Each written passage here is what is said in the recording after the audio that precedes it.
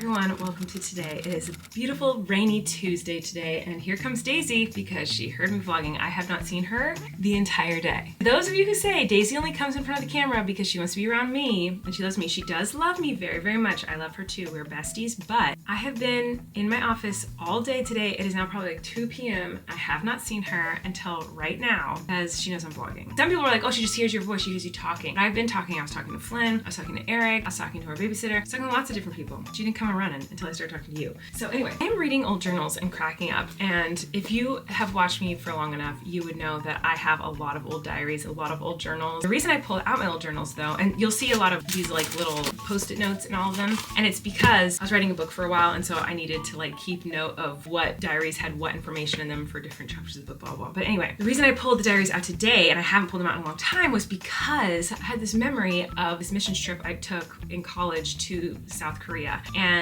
I don't remember why or how it came up, but somehow the topic of like speaking in tongues came up with, maybe it was with Eric, I don't even remember. But I was like, oh yeah, I went to a church where everyone was speaking in tongues. They were doing all this like really intense screaming and sobbing and falling, and it was a really intense experience. And I wanted to find my journal where I wrote about it so I could remember all the details that I had forgotten about that experience and just those mission trip experiences in general. And I could do a whole video, I could do a whole series about my experience of those kind of things if you wanted me to, because holy smokes, there's a lot of stuff in this little journal here from little Miss tiny 18, 19-year-old Colleen. So I was looking for that and I found that stuff. So let me know if you want to hear any of that. But what I wanted to share with you is some of the funny stuff that I found. This journal is a prayer journal that I had from when I was probably around 12 or 13, I'm not quite sure, but this prayer I just thought was very cute. It says, "Dear Lord, you are too awesome. Rachel started crying because she missed my mom because my mom was on a walk. And then I went to my mom's room to pray for help because Rachel was so upset. And then my mom walked through the door right when I said amen. I love you. Thanks for that. Love me."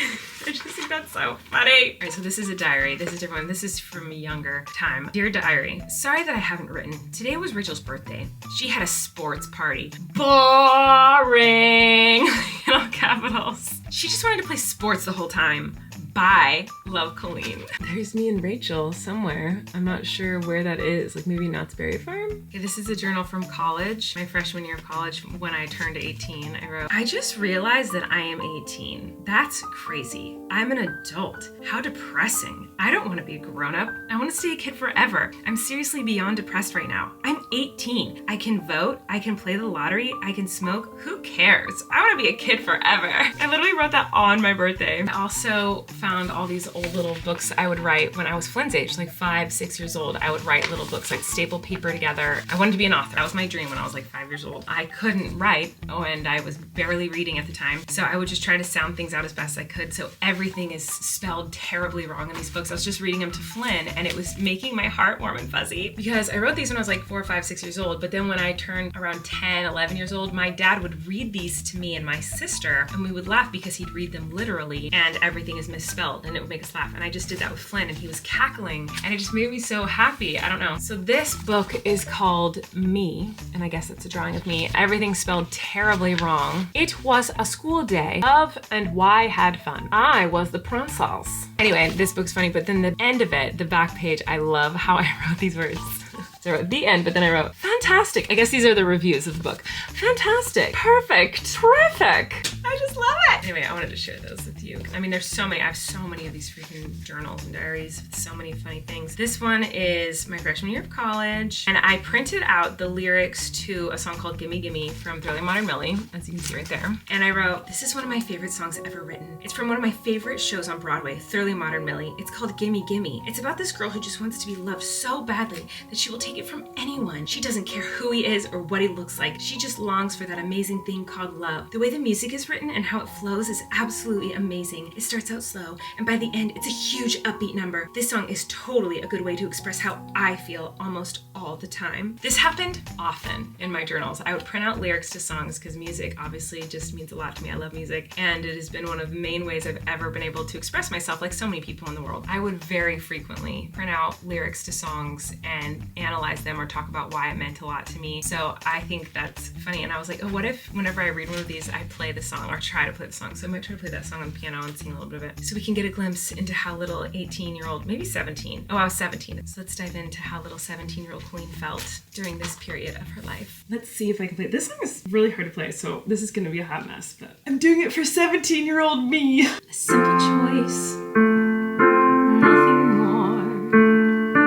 This or that, either or pin my future on the boy I love. What kind of life am I dreaming of? I say, gimme, gimme, gimme, gimme that thing called love. I want it. Gimme, gimme that thing called love. I need it. Highs and lows, tears and laughter. Give me happy ever after. Gimme, gimme that thing called love. Aphrodite, don't forget me. Romeo and Juliet, me fly dove, sing sparrow. Give me fat boy's famous arrow. Gimme, gimme that thing called love.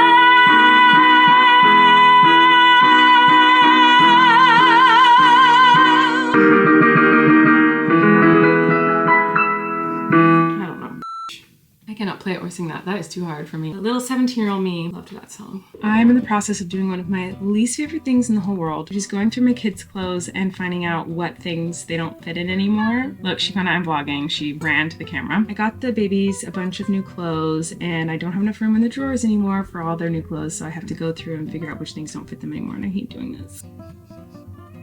They can still squeeze into those. It actually does make me cry like every time. Every time I do this. I love this little slug onesie. I love it so much. She wore this so much last summer. It is too small, but most of the clothes I donate to like women's shelters and places like that. But the stuff that's really sentimental, like these little slug outfits, will just keep in like a keepsake box for them for when they get older, and they can either put them on their kids or whatever. So yeah, I do give away a lot of it though, but like look at this tiny little cute shirt. It's too small for her.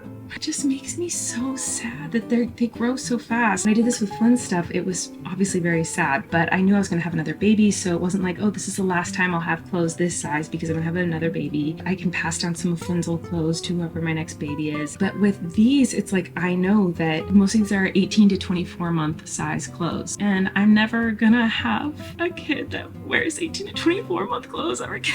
I'm never gonna have little kids smaller than 2 years old ever again. Like, we are done with kids. We can't have any more. We're barely surviving with 3. I don't know how people have more than 3. I don't know how people have 3. I still, like, every day I'm like, how do people do this? And I have help. Single parents are literally my heroes. Anyway, I don't know, I just can't believe how fast it goes. This feels like it's zipping by so fast, and I feel like I'm missing everything. And I'm not. I'm literally a stay-at-home mom. I don't know. Do you know what I'm talking about? Do any other moms feel like that? Do you cry when you donate your kids clothes that don't fit them anymore? Oh my god, this is so weird. I used to have to tie up the bottoms of these pants because they were too long and she would trip on them. And now it's like, Macy's probably like this tall, but if I put the feet of this on the ground, it's there. Like, what? She's still the size in my brain. It's so weird because I see this and I go, oh, this shrunk. It's happening before your eyes, but you don't realize it. I don't know. It's so sad. No. I can't believe this doesn't fit them anymore. I just have like so many specific memories in a lot of their outfits. Please tell me someone else out there is as lame as me and cries when you go through your kids' clothes.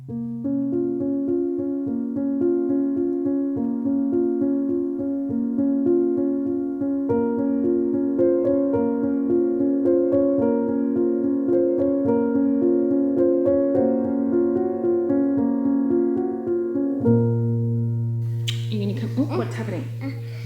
What's happening? My turn. Your turn to cuddles? I'm gonna 1, 2, 3. You wanna do 1, 2, 3? Yeah. Okay, ready? 1, 2, 3. I'm gonna stand up. You want me to stand up? Oh my gosh. There's so many children on me. 1, 2, 3. Ooh, they're so heavy. Oh my gosh. How am I supposed to carry you guys? You're so heavy. Let's see mommy juggle. Let's see if I can juggle. Ready? Oh, dang, it's really hard to juggle these balls. Whoa, that was pretty good. Yeah. Are you laughing at me?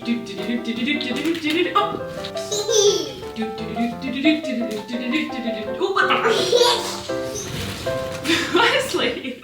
It's time for Tortilla Talk Tuesday. Thank you for asking all of your Tortilla Talk questions. I'm going to answer just a couple today, so keep asking more below because I'll probably do more another day. In the last vlog, I showed you guys that my rocks that I found in my backyard, my front yard, finished tumbling, and I showed you a before and after, and I put a picture of them before and after. And Leonie Das Reviews said, you didn't just put the backyard rocks in the same order for the before and after, did you? I bet you thought it would only take 5 minutes. How long did it actually take you? And you called me out because I totally did. I wanted to be able to show you guys the difference between before I tumbled them and after I tumbled them, but it was kind of stupid because I didn't tumble them well, and I feel like I should have done that with a group of rocks that I tumbled really, really well and spent months working on, as opposed to just like some rocks I found in the backyard that I didn't put any time and care into. So the before and after wasn't even impressive. However, I took a picture of the rocks before I put them in the tumbler, and then I was like, oh, I want to rearrange them so they're in the same order, and I did think it was going to take me 5 minutes. I thought I'll just match up the rocks with what was in the picture before, and it took me an embarrassing amount of time. Like, I'd say over an hour for sure. It took me a long time. Anyway, stupid that I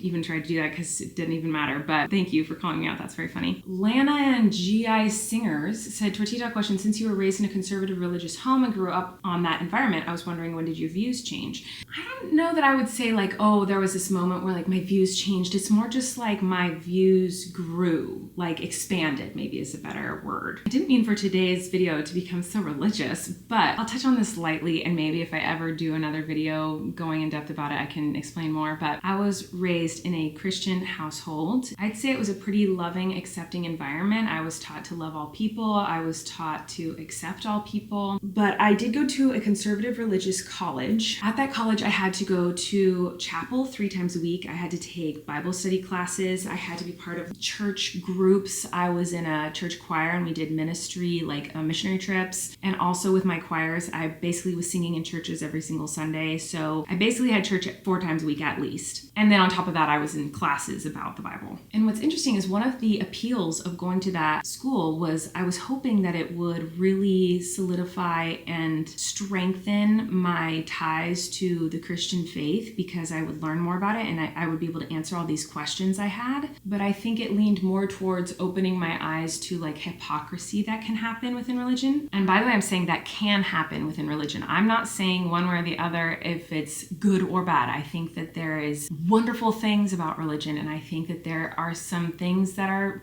not so great about religion. And my experience in a Christian university really opened my eyes to kind of all of that and helped me to ask more questions and decide my own opinions on things and my own feelings about things instead of just believing whatever I was told. But there wasn't like a specific moment where I was like, oh my gosh, my views have changed. It never happened. It was like over time I just tried to learn and grow more, and that's something I still do. Like if you were to look at like my TikTok For You page, it would be like religious debates and science. And 2 nights ago I watched a 2-hour live stream of a flat earther talking about why he believed in flat earth. Like I just really love hearing people's opinions and views on religion, on this planet, on life, and why we exist. I just find it really fascinating, and I just want to learn as much of it as I can and be as open-minded as I can about it all. So it's something that I'm still figuring out. That was a really long-winded answer, I'm sorry. But that was my short version, so if you want to hear a longer one, let me know. Your mother is loved said, Tortilla Talk question, I heard of people spending thousands of dollars on vacations around the world with their kids who are too young to remember the trip. I know you're well-traveled, but don't tend to bring your kids yet. I'm wondering if you have given any thought to what age you start bringing them on trips. Actually, Flynn traveled with me all the time, everywhere, before I had the twins. So Flynn moved to New York with me when I did Broadway. Flynn went on tour with me. He lived on a tour bus with me. He has traveled with me kind of all over and lived in hotels and buses and trains. Like he's done it all when he, like his first year of life. Then COVID hit and things got a little different. It didn't feel as safe anymore to travel with kids because of,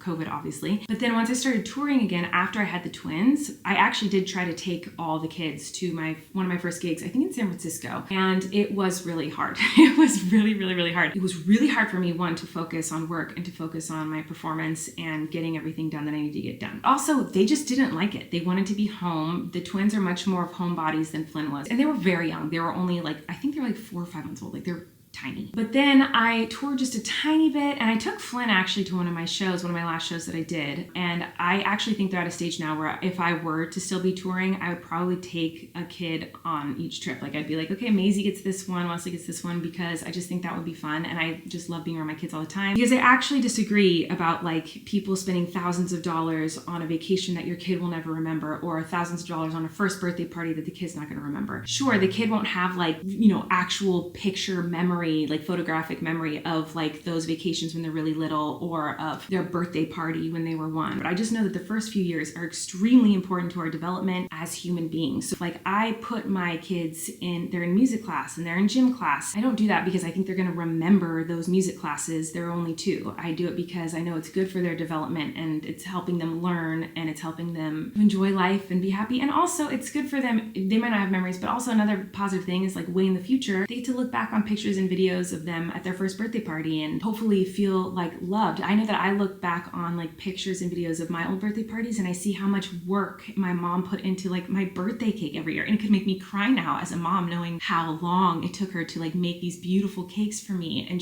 I remember her staying up all night making these cakes for me, put little dots of frosting on this entire cake. It would take hours. And in the moment I was just like, oh cool, I got the cake that I wanted. But now looking back on those times, I go like, oh my God, my mom loves me so much. She spent hours just to make the perfect cake for me and for my birthday, so that I felt special and I had the thing that I wanted. So, I look back on my birthday parties and vacations with my family, and I feel loved and special and happy that my parents did that, even if I don't have memories of those moments. You know what I mean? Oh my gosh, why am I so long-winded right now? Okay, True Aurora said, I've never been gobsmacked at someone making chicken casserole before, from the UK here, and that is not a casserole how I know it. What are you talking about? What is a casserole in the UK? Because I did make my chicken casserole yesterday, which is very American. My casserole is very American. I hope my camera's been in focus. It looks a little fuzzy to me in the viewfinder right now. By the way, I'm sure you guys have noticed that I'm always looking to the side. It's because that's where the viewfinder is. I'm always checking to make sure that it's recording. I'm checking to make sure that it's in focus, that there's nothing weird going on behind me. I'm not like looking at myself and like, oh my God, I'm so pretty. I would actually prefer to never look at myself the rest of my life. Like when I see mirrors or reflections, I'm like, ugh. But anyway, it looks like it's a little out of focus, but I can't tell if it actually is or not. Well, anyway, I hope it's in focus. Okay. Yeah, tell me what is a casserole? Wait, let me look at this up. Oh, it looks like a stew. Wait, that's a casserole? I'm so confused. I searched what is casserole in the UK and all these pictures popped up. So that's not what we have here. I mean, we have that here. It's just called a stew. Sierra said, Tortilla Talk question, would you ever film a video of just rocks and sea glass? Because I would love that. I feel like that's pretty much all I do. I feel like that is what my vlogs are. There are so many good questions. I've screenshotted so many. Keep them coming, and I'll just keep answering questions throughout the week because the questions were really good today on the vlog. So thank you so much. All right, I love you guys. Thank you for watching. My camera's gonna die, so I'm gonna go, but I will see y'all tomorrow maybe. The podcast is coming out tomorrow, so sometimes it's hard for me to get a podcast up and a vlog up, so I might see you tomorrow, but I might not. But if not, you always have the podcast you can go listen to tomorrow. Make sure to subscribe to the podcast channel. Okay, I will see you guys later. Goodbye.